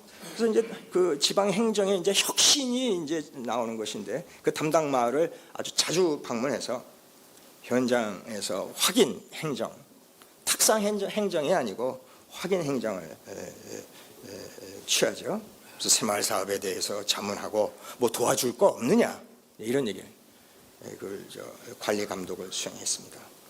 특히 지방 공무원의 고가 평가, 그 실적 평가, 고가 평가를 그 지방 공무원 담당 마을의 새마을 사업 실적에 연동시켰어요. 그러니까 정말 승진하기 위해서 정말 자기 담당 마을을 잘 감독 관리하는 그러한 그 유인 체계가 유지가 됐다. 이러한 유인 체계는 정부와 마을 간의 민간 협력 관계,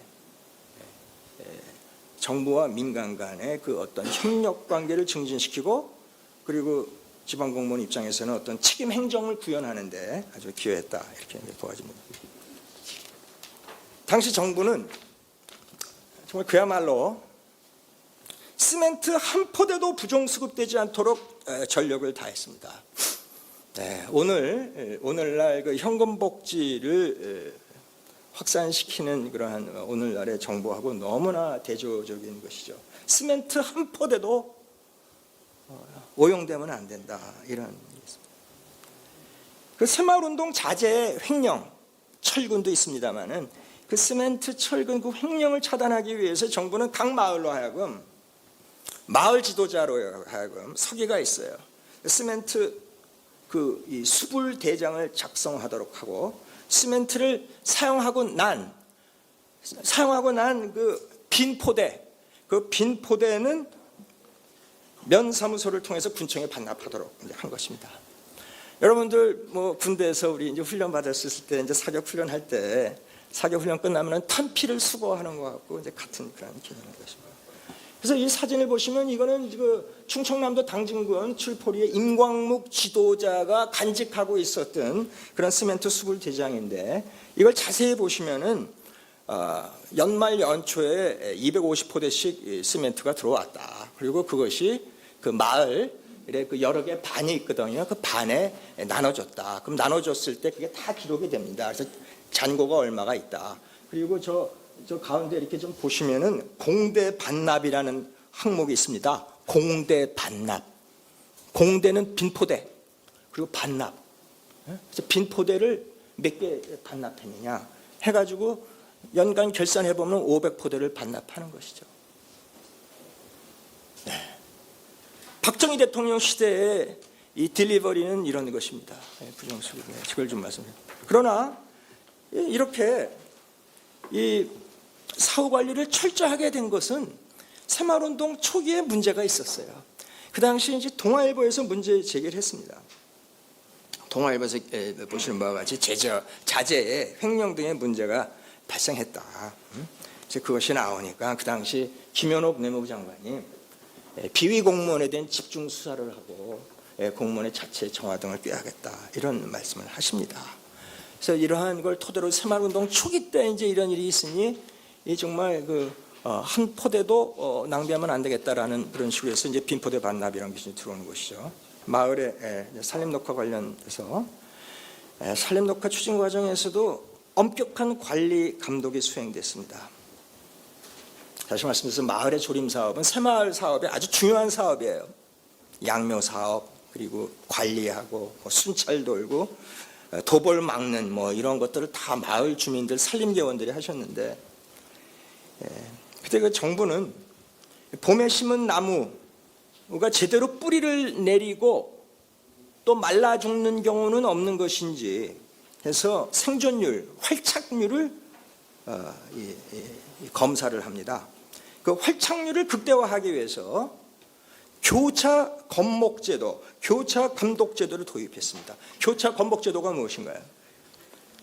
교차, 어느 한 도의 산림청 건목관이 자기 관할 도가 아니라 옆에 또 타도를 방문해서 활착률을 점검하는 것입니다. 그걸 통해서 허위 신고를 차단하는 것이죠.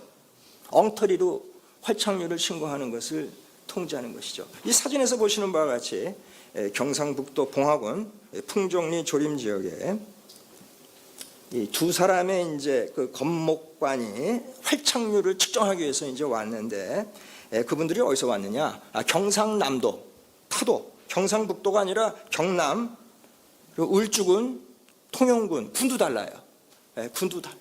군마다 건목관이 다 다른데, 그렇게 이제 건목관이 한 명씩 이제 방문해서 점검하고 활착률이 저기 90%다 얼마다 확인하고 난 다음에 이제 날인을 하는 것이죠. 그리고 바로 똑같은 그 풍정리의 다음에 1977년에는 이번에는 똑같은 지역에 전라북도 건목관 2명이 이제 점검한 것으로 되어 있습니다.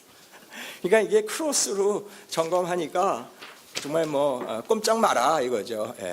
허위 보고를 할 수 없게끔 이렇게 합니다. 이렇게 그 교차 건목 등 철저한 사후 관리 노력으로 활착률이 그전에는 50% 60%밖에 안 됐어요. 반은 말라 죽는 겁니다. 관리를 안 해서. 그런데 그 60% 정도 수준이었던 것이 90% 수준으로 수직 상승해요.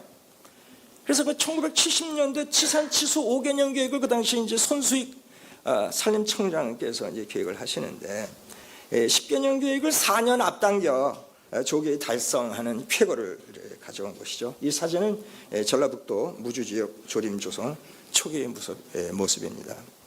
저는 이런 한국의 발전 경험을 개도국 공무원들한테 이제 그 강의를 할 때 항상 이런 얘기를 합니다. 어느 나라든 뭐 플랜을 기획하고 계획이 있죠. 5개년 계획이든 뭐 치산치수 10개년 계획이다. 계획도 중요하지만 집행이 진짜 중요하다. 사실 박정희 대통령께서는 그 당시에 계획은 5%에 불과하고 집행은 95%다. 성공의 95%다라고 말씀하셨어요. 저는 제 소견은 외람된 말씀입니다만은 전 계획은 1%밖에 안 되는 것 같아요. 나머지 99%는 집행이다. 저는 그렇게 그 박정희 대통령의 그 정책을 그렇게 이해하고 있습니다. 네, 마지막 시사점에 대해서 말씀을 드리겠습니다. 새마을운동은 아까 이사님께서 말씀하신 대로 급속한 산업화로 인한 도농 간 소득 격차 초기에는 이제 벌어졌는데 그거 해소하는 데 기여를 했다. 그래서 결국은 도시 사람들도 잘 살고 농민들도 잘 사는 그런 포용적인 성장. 지금 현 정부도 그 포용적인 성장을 목표로 걸고 있습니다만은 박 대통령 때 실제로 그것을 실천했습니다. 두 마리 토끼를 다 잡은 거죠. 고속 성장도 하고 1인당 공수도 늘어나고 그리고 소득 분배가 양호했다. 소득 분배가 그래서 동반선장이고 어떻게 보면 정의로운 거죠. 그리고 어떤 그 경제하려는 어떤 기회를 이렇게 정부가 제공을 하고 그걸 더 잘하기 위해서 교육을 시키고 이런 그 우리 박정희 대통령의 그런 정책관이 있었기 때문에 오늘날의 한강의 기적과 우리 오늘의 한국이 있는 게 아닌가 그렇게 봅니다. 새마을운동은 단순히 소득 증대를 올리자 이 차원이 아닙니다. 뭐 단순히 농촌의 뭐 인프라, 생활 인프라를 올리자 이런 차원이 절대 아닙니다. 아까 제가 강조했다시피 의식개혁, 어떤 정신적 근대화를 위한 어떤 의식개혁을 하고 그리고 자조정신, 소위 스스로 돕는 자를 정부는 지원한다.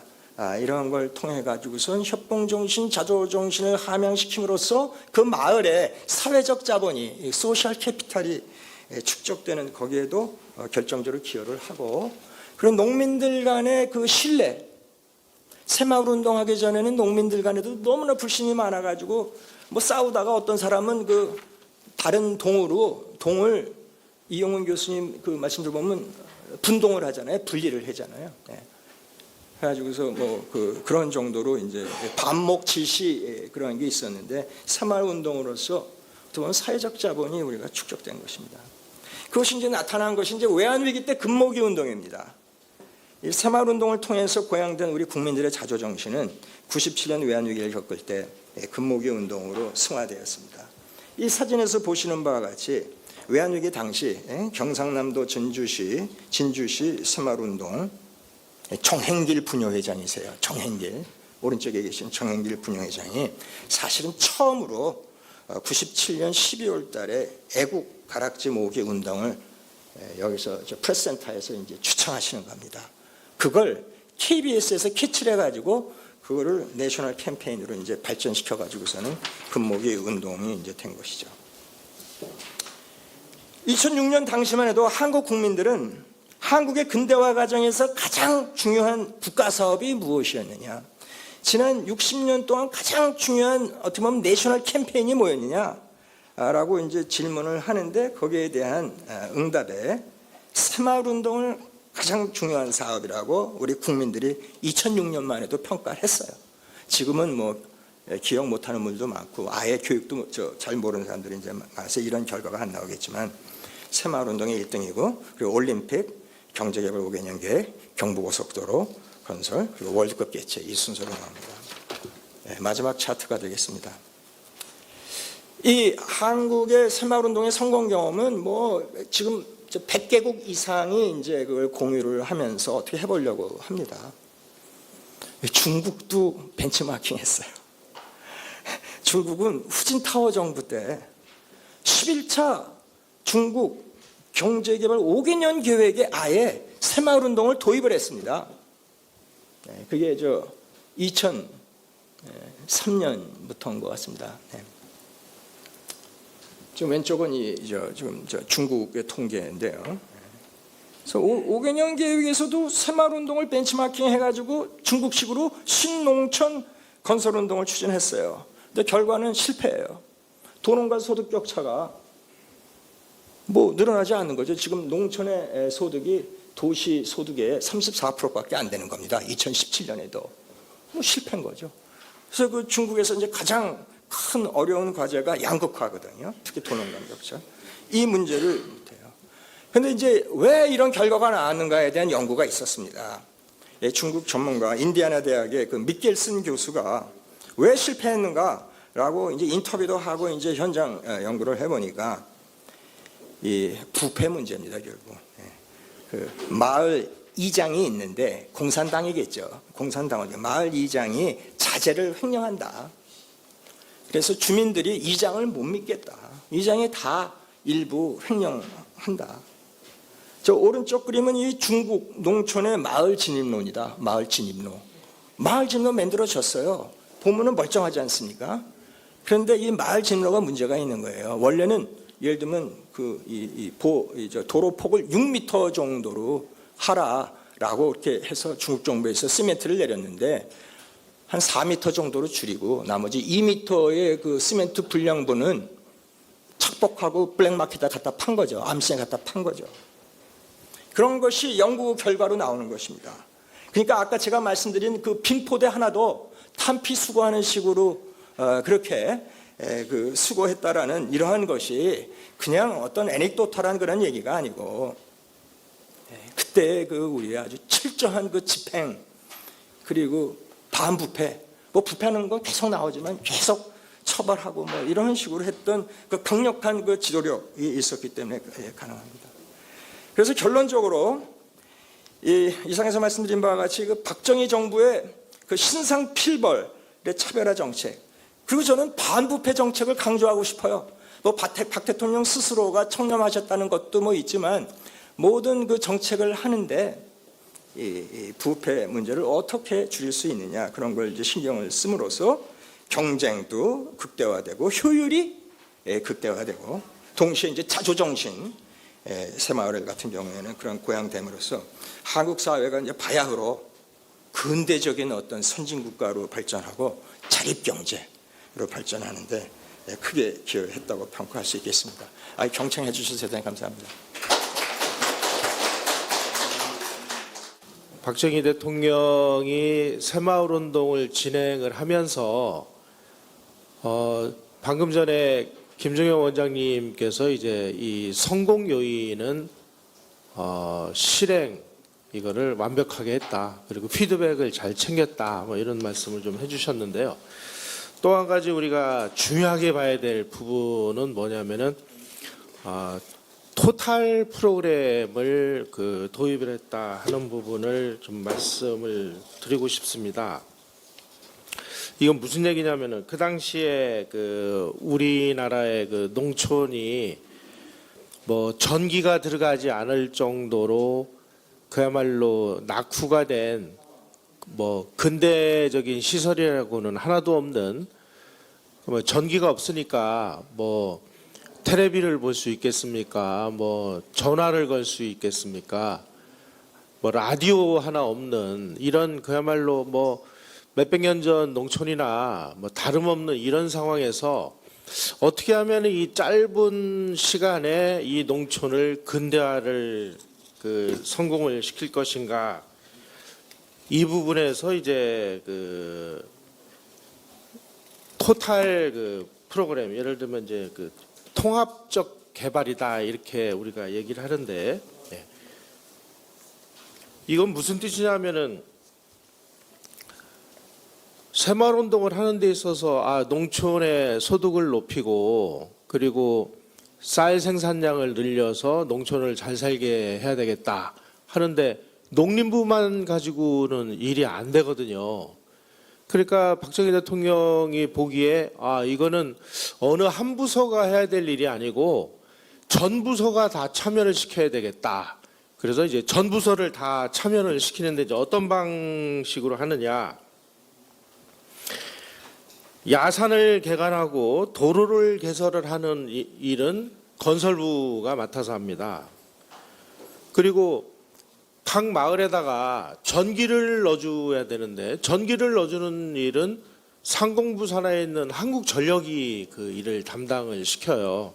이런 식으로 그 박 대통령은 가장 먼저 일선의 그 군 지방 행정기관들이 지역 내의 그 소득 증대 사업을 효과적으로 추진하기 위해서 농림부, 내무부, 상공부, 재무부, 경제기획원 이런 부처의 장차관들로 특별위원회를 설치를 하고 그 위원장에 국무총리를 임명을 시켜서 국무총리가 이 일을 진행하도록 이게 시스템을 만들었습니다.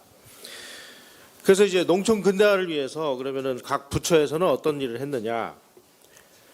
우선 내무부는 앞에서도 말씀을 드렸습니다만은 이제 시멘트하고 철근을 공급을 하는 역할을 내무부가 맡았습니다. 다시 말씀드리면 국가가 농어촌을 근대화하는데 투입한 인풋은 시멘트하고 철근이었어요. 나머지는 이제 주민들이 노력을 하고 땅도 내놓고 이런 식으로 진행을 했고, 그 다음에 상공부는 이제 농촌의 그 전기 가설을 상공부가 맡았습니다. 그래서 상공부가 이제 한국전력으로 하여금 농촌의 그 전기 보급률 높이는 일에 이제 적극 참여하도록 해서 1977년에 가서 우리 농촌, 어촌, 산촌 할 것 없이 대한민국에 전기가 안 들어가는 마을이 없는 그야말로 100% 전화율에 성공하는 그 해가 되겠습니다. 최신부까지 동원이 됐습니다. 최신부는 각 마을 단위마다 지금 이제 전화가 없으니까 최신부로 하여금 각 마을당 전화 한 대씩을 가설을 하는 일을 맡았습니다. 그래서 100호 정도의 마을 농가에 한 대 전화를 공동으로 이용하게 함으로 인해서 농촌 주민들이 이제 긴급하게 연락을 해야 될 때 공동으로 이 전화를 쓰도록 전화 가설하는 일은 최신부가 담당을 했습니다. 또 보건사회부가 동원이 됐습니다. 보건사회부는 읍면 단위로 간이보건소를 설치해서 아까 말씀하신 대로 의사와 간호사 한 명씩을 배치해서 지역 농민들에게 1차 진료 그리고 질병 관련 상담 그리고 그 당시에 가족계획을 아주 강력하게 추진을 했는데 이 가족계획을 담당하도록 이렇게 맡겼습니다. 그리고 농림부가 또 동원이 됐습니다. 농림부는 다수학 신품종이었던 그 통일벼의 보급 그리고 고미가 정책을 시행을 해서 농민들의 이 증산 의욕을 높였습니다. 이런 식으로 대한민국의 거의 전 부서를 다 동원해서 이 전 부서로 하여금 서로 각 부처에서 필요한 일을 맡아서 진행을 하고 그 필요한 일들을 조정을 하고 지금은 현재 우리 정부 시스템이 전부 부처 이기주의에 입사해 가지고 뭘 하려고 하면은 이부하고 저부 이게 협조 요청이 안 되는데 이런 것들을 아예 원천 봉쇄하기 위해서 새마을운동에 필요한 모든 부처의 장차관들이 참여하는 특별위원회를 만들어서 국무총리가 그거를 담당을 했고 대통령이 직접 나서서 안 되는 일을 현장에서 해결하는 이런 통합적 개발 방식 이게 동원이 되었기 때문에 새마을운동이 짧은 기간에 이러한 큰 성과를 낼 수 있었다. 이렇게 우리는 봐야 될 것 같습니다. 더 중요한 거는 이렇게 거국적으로 정부 부처 내 여러 부처가 새마을 사업에 관여를 했음에도 불구하고 정부 내에 뭐 기구를 늘린다든지 예산이 뭐 더 획기적으로 늘어났다든지 이런 일은 없었습니다. 정부 내 기존 기구하고 인원들을 이 사업을 위해서 전용을 했을 뿐 새마을 사업을 위해서 새로운 기구나 인원을 늘리지 않았다는 사실입니다. 또 1970년대 아주 전국적으로 실시했던 이 새마을 교육에 있어서도 기존의 공무원 교육원 시설 그리고 그곳에 근무하던 교수요원들이 새마을 교육을 위한 교과과정을 추가했을 뿐이지 이거를 위해서 별도의 뭐 예산이나 비용이나 조직을 만들어서 국가 재원을 낭비를 하지 않았다는 사실입니다. 이런 식으로 그 토탈 통합 패키지 프로그램을 아주 그 값싸게 그리고 낭비 없이 효율적으로 진행을 했기 때문에 이런 큰 성과가 나올 수 있었고, 그리고 세계 여러 나라에서 새마을 운동을 배우기 위해서 뭐 사람들도 와서 공부를 하고 또 한국에 이런 그 새마을 운동 프로그램을 가져다가 시행도 해보는데 실패라는 이유는 뭐 우스갯소리로 그런 얘기를 합니다. 아무리 뭐 소프트웨어나 뭐 노하우를 배워가도 이건 성공을 못한다. 왜 못하느냐? 박정희라는 리더가 없기 때문이다. 다시 말씀드리면 새마을 운동의 성공은 성공 요인 중에서 가장 중요한 것은 한 마을의 성공이 새마을 지도자들의 의지와 능력과 노력에 달렸다면 대한민국 새마을 운동의 총체적인 성공은 박정희라는 대통령의 리더십이 원활하게 작동했기 때문에 가능했다라는 사실을 우리는 분명히 이해를 하셔야 될 것 같습니다. 불행하게도 지금 그러한 박정희 대통령의 리더십을 이야기를 하면 적폐로 몰리는 정말 그 이상한 나라가 되고 말았습니다. 바로 며칠 전에 문재인 대통령이 새마을 지도자 대회라는 곳에 가서 새마을 지도자들을 앉혀놓고 새마을 운동에 대해서 이야기를 하는데 박정희 대통령이라는 언급이 단 한 차례도 언급되지 않았다는 사실이 언론 보도를 통해서 알려졌습니다. 이걸 보면서 아니 새마을 운동에서 박정희 대통령의 리더십을 빼면 뭐를 이야기할 수 있을까요? 새마을 운동의 성공 요인 중에서 가장 중요한 것은 오늘 우리 김중영 원장님하고 좌승희 사장님께서 말씀하신 그 모든 이야기의 핵심은 박정희 대통령의 리더십과 박정희 대통령의 철저한 현장 점검 그리고 사후 점검이라는 이 총체적인 리더십의 결집인데 그 리더십을 지금 빼버리고 새마을 운동을 이야기를 하니까 새마을 운동이 공중에 붕 떠가지고 실체를 잃어버리고 말았습니다. 저는 이게 지금 문재인 정부가 새마을 운동을 바라보는 가장 심각하면서도 정말 어처구니 없는 일이다 이렇게 생각을 하고요. 또 한 가지 언급을 해야 될 부분들은 새마을 운동이 한국 민주주의의 실천 도장이었다 하는 점을 말씀을 드리고 싶습니다. 아까 김중영 원장님께서 새마을 지도자를 선출을 할 때 누구 몇 표, 누구 몇 표 하면서 투표를 하고 그리고 주민들이 낸 안건을 가지고 어떤 것부터 할 것이냐. 왜냐하면 한정된 재원을 무한정으로 투입할 수 없으니까 우선순위를 정해서 그 우선순위부터 투입을 하게 돼 있는데 그럼 그 우선순위를 누가 정할 거냐? 마을 주민들이 투표에 의해서 결정을 했다는 뜻입니다. 새마을 지도자도 마을 주민들이 투표를 통해서 선출했다는 뜻입니다. 이런 식으로 실제로 나의 삶에 직접적으로 연결되어 있는 나의 문제를 우리가 모여서 투표를 통해서 결정을 하는 이런 새마을 운동의 의사결정 구조야말로 아직까지 민주주의가 뭔지, 투표가 뭔지 이거를 아직까지 미처 이해하지 못했던 우리 국민들에게 민주주의를 학습하는 결정적인 학습의 장이었다 하는 점을 우리는 이해를 해야 될 것 같습니다.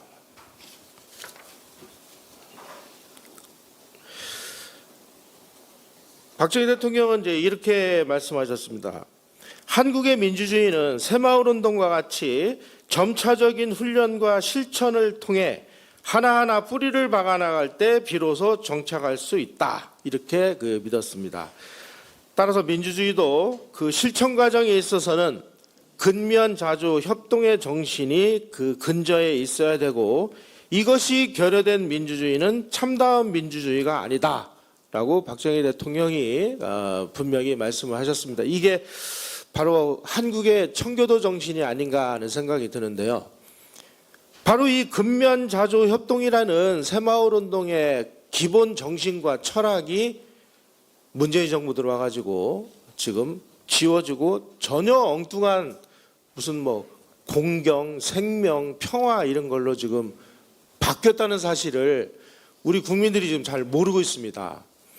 박정희 대통령의 말씀에 의하면은 근면자주 협동의 정신이 결여된 민주주의는 참다운 민주주의가 아닌 거죠.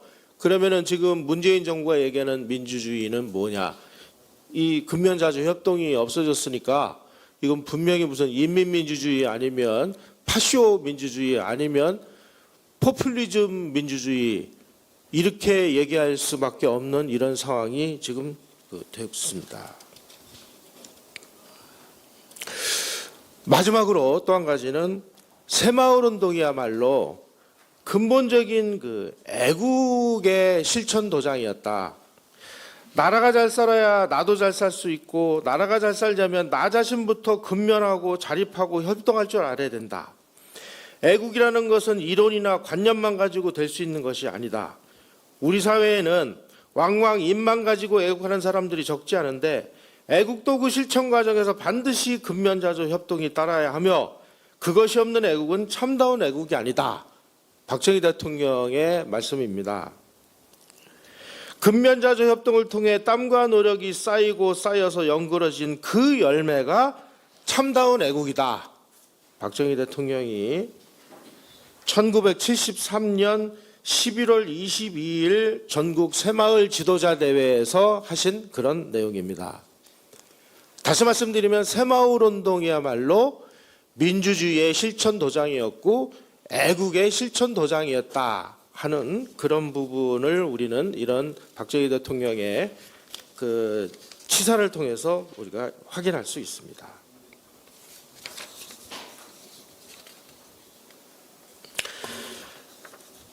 그렇다면 이제 우리 한국 경제가 지금 굉장히 어려워지고 있다. 오정훈 교수님은 조만간에 아주 큰 쓰나미 같은 게 몰려올 것이다. IMF 못지않은 오히려 그보다 더 큰 위기가 올 수 있다. 이렇게 말씀들 하시는데 지금 그런 그 위기에 처해 있는 한국 경제가 재되어갈 수 있는 방법은 뭐냐?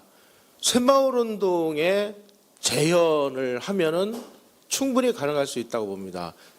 열심히 땀 흘리고 근면이죠. 우리 힘으로 하고 자조 그리고 힘을 합치면 우리가 지금 이런 상황에서 우리는 얼마든지 다시 재도약할 수 있는 그런 인프라와 시스템과 성공의 유전인자를 우리는 가지고 있습니다. 문제는 이런 성공의 유전인자를 고양시키고 키워주고 계속 국민들에게 교육을 통해서 그 각성을 시켜야 될 정부가 나서 이런 것들을 지우고 있다는 것이 가장 큰 문제입니다. 문재인 정부의 국정지표의 제 세 번째가 국민의 삶을 책임지는 정부다 이렇게 되어 있습니다. 아니 내 삶을 내가 책임져야지 왜 정부가 책임집니까? 이거는 박정희 대통령의 근면자조 협동 정신하고 정면에서 배치되는 그런 내용을 지금 문재인 정부는 국정지표로 내세우고 있습니다. 아니 내 삶을 왜 국가가 책임지고 정부가 책임집니까? 그러면은 이 세상에 공짜 점심은 없는데 정부가 내 삶을 책임져 주는 조건으로 내가 가지고 있는 천부적인 권리를 하나씩 둘씩 가져갑니다. 그러면 결국 마지막에는 파시즘 전체주의가 되는 거죠. 예. 이런 걸 막고 우리가 진정한 제도약을 이루려면은 새마을 정신으로의 회귀, 새마을 정신의 재창조, 이것이야말로 가장 중요한 한국 경제 도약의 기본 정신이 아닌가 생각하면서 마치도록 하겠습니다. 고맙습니다.